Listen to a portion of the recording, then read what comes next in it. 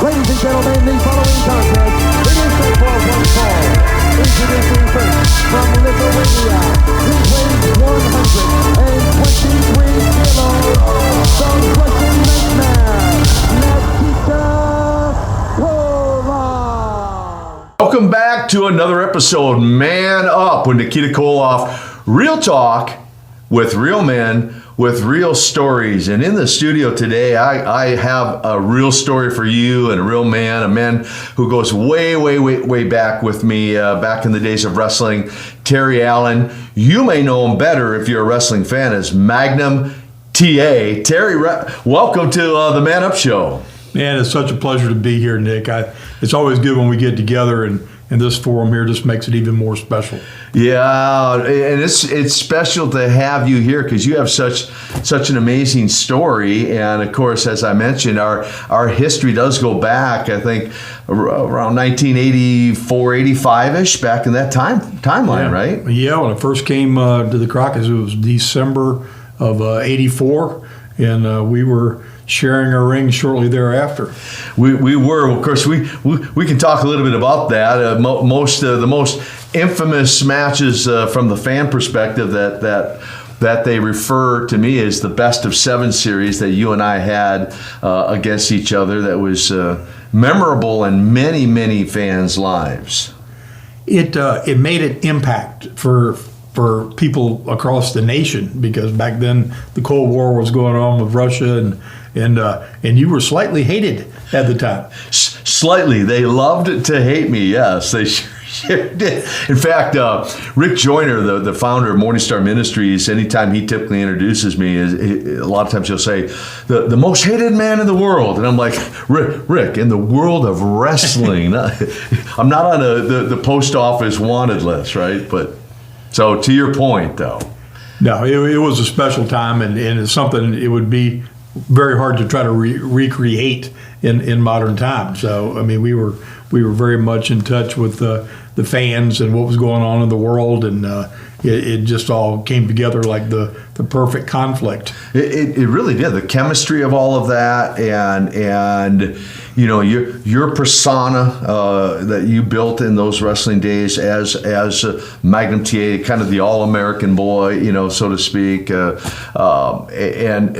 let's do that before we jump into some of that. Let's, for our viewers out there, let's go back to give just a little bit of backstory on Terry Allen and kind of some of your history there, because you have a whole amateur wrestling background, and there's more to the story. Absolutely. I grew up in Chesapeake, Virginia, and only child, so I didn't have big brothers to look up to and kind of point me along the way to find sports and athletics and things to do. And I had been a fan of professional wrestling from the time I can remember watching television with my dad when I was like 7, 8 years old. Wow. Okay. But I never found a sport to latch onto, like Little League baseball or football or any of those kind of things. But I got introduced to amateur wrestling in an 8th grade gym class, and the school that I was attending was just starting a wrestling team. So I was like in the charter member of this newly found team that they were cultivating, and so I started out and somebody had given me a book about Dan Gable and his very inspirational story and what he had done in achieving an Olympic goal, and he was a very inspirational role model for me in that capacity. So I started in amateur. I was not a natural athlete. It wasn't like a big success story right out of the chute. Lost every match except for the last match I had my freshman year, which I remember vividly, because you got one win. The last one, that's a pretty big deal. That's a big deal. That's right. But I built myself up from literally like the old comic strips where they used to have the guy that got sand kicked in his face on the beach for the 100-pound weakling. And I literally built myself from nothing to, by the time I was a senior, I was 167 pounds and ended up being the state champion in Virginia in 1977. Wow. And took third in the Nationals that year, and then went on to go to college. And I entered my college career still trying to wrestle at 167 pounds, and unbeknownst to me, I was about to hit a new spurt, a growth spurt. And I wasn't growing up, but I was putting on size and muscle that I wasn't prepared for. So I dieted basically my entire high school career, and suddenly I found myself creeping up over 200 pounds. And my coaches wanted me to go back down. I suddenly realized that I could be a much bigger specimen than what I had allowed myself to be all these years. And I started working out with power lifters and bodybuilders and muscle heads in Virginia Beach at a place called Waring's Gym. And before I knew it, I was pushing 220 pounds. And it was at that time, while going to college and simultaneously working security in the nightclubs down at the beach, that I saw the wrestlers start coming in after they'd wrestled in Norfolk Scope. And I started talking with them. They got in my ear, and I saw the kind of money that they were making. And in 1978, hearing people making six figures was like you were a millionaire to me. Wow, right. That was unheard of. So the opportunities suddenly became more enticing to me than anything else I could think about. Then pursuing maybe an amateur wrestling career or something of that nature. And you bring a couple things to mind for me. One, I remember back in my high school days, my PE teacher was named Pete Grigelko. It's a good wrestling name, right? But he was also the wrestling coach. Man, he tried to talk me into going into wrestling, but I watched some of my buddies trim or cut the weight, and I'm like, man, I like eating too much, man. I don't want to be losing weight. I want to be gaining weight or putting weight on, like you're talking about. And so you might say, would forego wrestling and focus on football, because that was my passion, my dream. Anyway, the other thing comes to mind is you brought back the memory of familiar at Waring's Gym. I have many a workout with all the brothers there, the boys of Waring's Gym, the brothers that own that place, and know that place only too well. So. And what was so unique was all the disciplines that I applied from the ninth grade through my senior year of high school, preparing and doing all the things I did in the amateur wrestling ranks, were the same things I was now applying on a whole nother scale to accomplish a different goal. So now I'm trying to build myself into this bigger, better version of myself, and also trying to wrap my head around what it really it takes to be successful in this wrestling world. And I had people talking to me on the side. Greg Valentine was one of them, and a guy named Buzz Sawyer had approached me and talked to me. And I realized quickly that you don't become, in my time, like an overnight sensation. You needed to learn the ropes and learn your craft before you got exposed to the world. And this was before cable television had exploded. So I left my home, which I'd never lived more than 20 miles away from my parents in my life, and ended up on the other side of the United States in Portland, Oregon. Yeah, and I'm familiar with, of course, you've shared some of that story in the past. So just to recap, so you had this really stellar amateur career going, and that catapulted you into a college career. But you have this size explosion. You run into these professional wrestlers who kind of put this bug in your ear to, hey, you might want to consider becoming a professional wrestler. So you pull the trigger, so to speak, and you decide to do that. And your story is similar to mine in the sense that I had no training, no background of any kind in wrestling, and yours is similar to that, right? So you end up in Portland, and what happens? Well, it's a really much longer story than we have time for right now. But to make a long story short, I ended up following Buzz Sawyer to Portland because he had made promises to me to help me get into the business. And when I showed up on his doorstep to let him make good on that promise, he introduced me to the promoter, Don Owens, as if I had already been wrestling. Okay. Which I had not been in a ring. I hadn't put on a pair of boots, a pair of trunks, nothing. And so the guy says, great to meet you. You start Saturday and you'll be on my TV. And that's just great. And so Buzz and I and another woman wrestler named Princess Victoria meet up one afternoon, work out in the ring for 3 hours, in which time I learned everything that they could shove down my throat for me to absorb. And the next day, I'm on live television, and here we go. And I never looked back. I never had another training session, Nothing. It was learning, on the job training. Yes. Which that's where our stories are very similar in that. So you had 3 more hours of preparation than I had prior to my television debut, and that I had on the job training as well. And so we fast forward your story, like you said, there's so much more to the story. So you're out in the Northwest. So you go all the way across country to the Northwest, Portland, Oregon, from Chesapeake, Virginia, all the way across country, and then you end up. I know you had stints along the way. I know in the Mid-South with Cowboy Bill Watts down to the Mid-South, Florida, right? And yeah, Florida actually before that, and it's down in Florida where I met Dusty, who was so influential in both our careers. Yes, and so when I met you.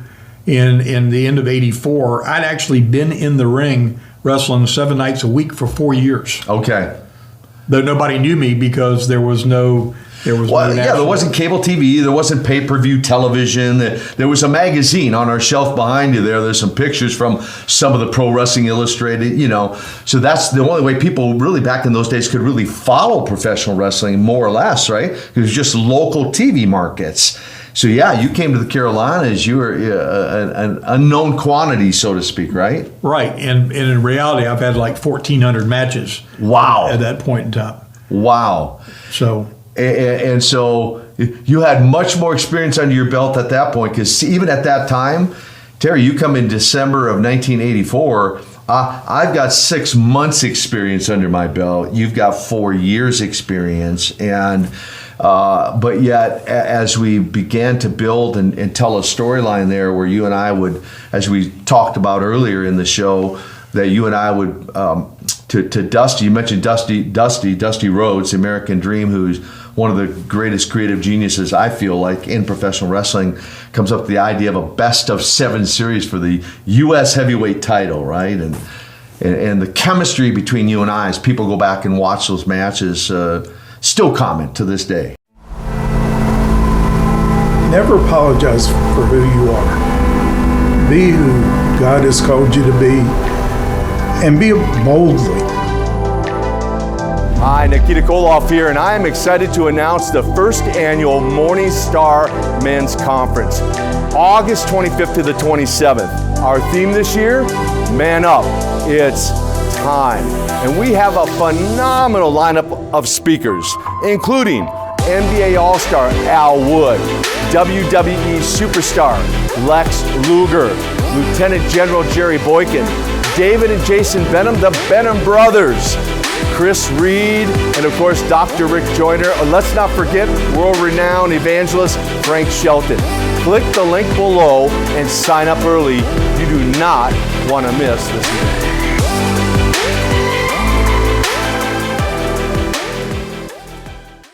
Well, intensity was something that was a moniker for me and for you as well. So when you take two sides colliding with that same intensity, you can't have anything but magic unless you don't make it through the first one and you both can't continue. Right. But it was so intense, and by having multiple occasions for people to be able to see us. It wasn't like a one-shot wonder. It went on for some people felt like was months, right. But it really wasn't that long. But that best of 7 series was just, telling that story, just like the basketball days with Jordan. That's where it all derived from. Yep, and of course it was many of those were a part of what was known as the Great American Bash Tour, and so ultimately the Russian Nightmare, the epitome of evil, if you will, would overcome and become the United States heavyweight champion, and then that led to, of course, rematches and big business back in those days for us. But let's fast forward, because you were even as a part of that, you were being groomed to become next world heavyweight champion, dethrone the Nature Boy Ric Flair, and you were only days away from, I remember you telling me the story, flying to New York to really kind of ink that deal when something disrupted your future. Absolutely. And in the blink of an eye, October 14, 1986, 5 minutes from my home, car hydroplanes on a wet road. I lose control of it, broadside a telephone pole, hit my head on the roof, compression fracture my C5 vertebrae, and was instantly paralyzed from the neck down at 27 years old.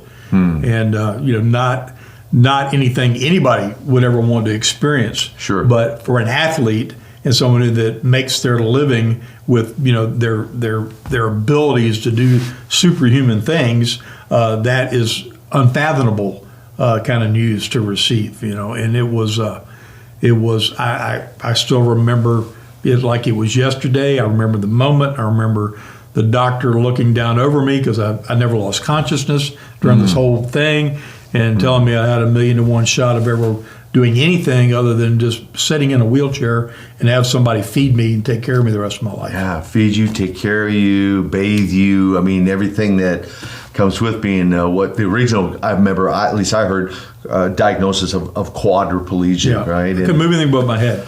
Yeah, and so I mean, you are a true, in a sense, walking miracle. I mean, because you have the ability to walk and work and have a family, and you got a beautiful family, and you got twins, right? You got quite a number of children, but the youngest are twins, right? I have 14 years old, yeah. Yeah, 14-year-old twins, and because you've raised a beautiful family, a lovely wife, and you've been out there in the marketplace working all these years, and still sustaining yourself, which again is a miracle. And I know you attribute that to just your faith in the Lord, and sustained you through that, right? Well, more so than all that, we all live through seasons of our life and different phases and different perspectives as you have time to reflect. And I was raised in the church, and I'd given my commitment to the Lord at a very young age, but didn't really know what all that meant. Didn't know what that relationship meant. Okay. Realized he had died for my sins and he was my Lord and Savior, but never realized anything to do with the relationship that we can have with him. Because I didn't have any mentors around me showing me that way. And so I was kind of finding my way along, feeling my way through the dark. And even when I had this catastrophic accident, I didn't even really realize then what kind of relationship he and I could have. All I did was ask for the strength to endure what was before me, because I was in the hospital for 5 months doing rehab, and then 1.5 years of outpatient rehab after I got out of the hospital. So I knew I had this terrible road ahead of me, and I felt it was so catastrophic that hoping for a complete recovery was just completely unrealistic. But I knew that if I could endure the task of what was being asked of me, that I could reach some level of function and something that was completely mind-boggling to the experts, right? And it was real. So I wasn't laying around saying, woe is me, or Lord, take this from me. I was asking him to give me the strength to do what I needed to do. And he was faithful to do that. But I realized over time and through studying and delving into just my inner soul, was that anything that becomes such a distraction to us that takes away from our relationship with our Heavenly Father is all of a sudden becomes your God. So it's very difficult as an athlete, as we're so goal-driven, right, we're so focused, so intense to get to this place, get to this thing, that if getting to the thing becomes more important to you than anything in the world, that you just, you'll die for whatever it takes to get there, and forget that all these abilities you have are a gift that is given from above. Wow. That you have nothing, no part of, no matter how hard you worked, no matter how many hours you put in, it's still a gift. And so when you lose that perspective, then you can get a Godsmack. Yeah. Okay? So I'm not saying God had me hit a telephone pole. I'm saying he took an opportunity to wake me up, to get my attention, to realize that if you realized all the things that you wanted to do in your life, that would become then your main focus. It would be your achievement, what you did, your work, rather than he that is in us. giving us the strength to do all things through Christ. And as a young man and an immature man, you don't have the wisdom that can only come from him to realize those things. I try to impart that on people through example, because telling them and them not seeing it, the fruit of it, is hard to wrap your head around.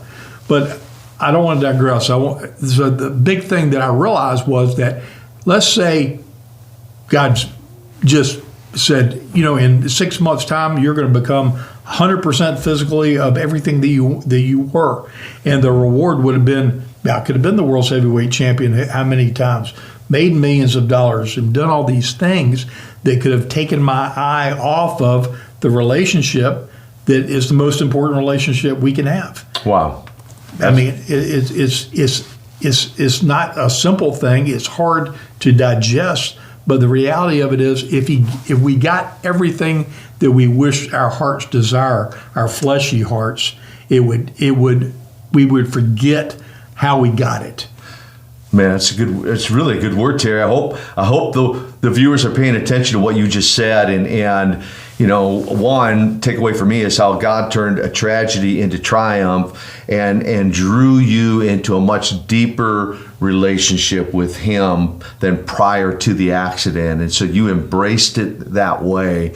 Let me ask you this, because believe it or not, we're almost out of time. It's unbelievable how the time really flies on these shows. But if you were to give some sort of maybe, if they're not already inspired by your story and the importance of that relationship with Jesus Christ, what might you say to men? If you took 60, 90 seconds, you looked into that camera, what would you want to say to men specifically? Well, all of us, no matter what station we are in life, are mentors. Whether you realize it or not, you're influencing children, you're influencing coworkers, you're influencing your spouse, your loved ones. They watch us all every day and how we react to the trials and tribulations, to the challenges, to all the things that we face in life. We're mentoring somebody by example of how we conduct ourselves. So as men, my challenge to you is to realize each and every day that it's not just about you. It's about how you affect other people by the way you conduct yourself as a man of God, if that's what you claim to be, is a big deal. And it doesn't have to be on a grand stage. It can be going to and from work, how you conduct yourself from start to finish. And when you don't think anybody's looking, somebody's looking. You're making a difference in somebody's life.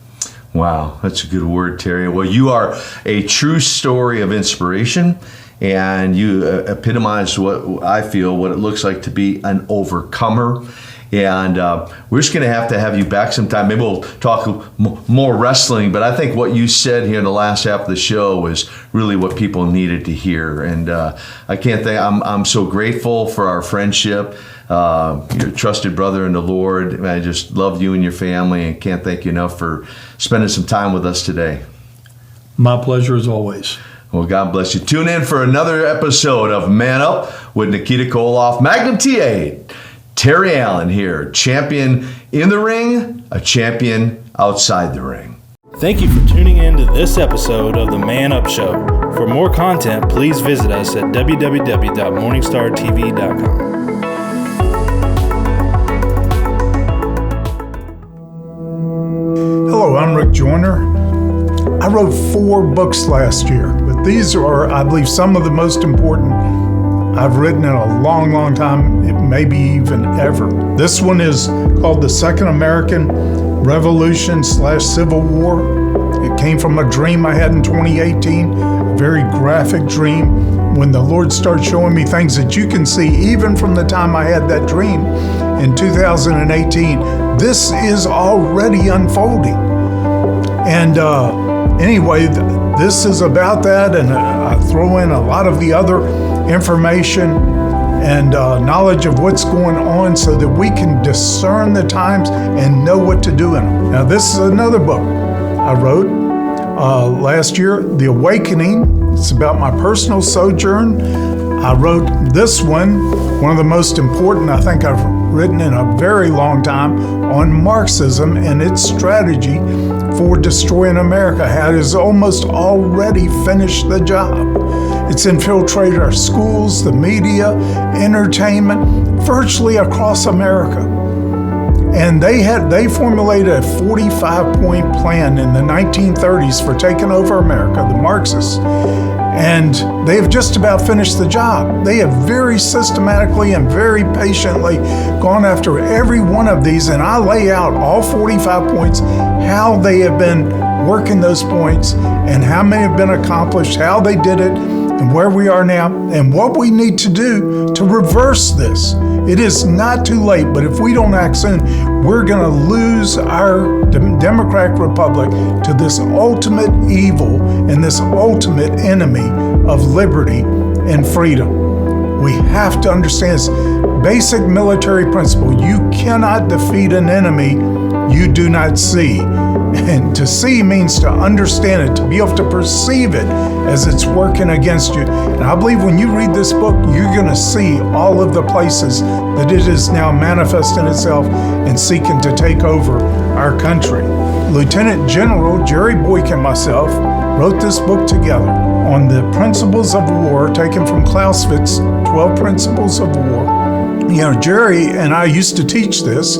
He would teach each principle, lay out the military application, and then I would take each principle and lay out how you could apply the same principle in business and schools and missions and virtually any endeavor. And it helps to plan strategically, have clear objectives. And there's a saying, those who do not know the principles of war are going to be used and will serve those who do. Well, these are simple, easy to understand. Jerry had 36 years in military, one of our greatest military warriors in our generation.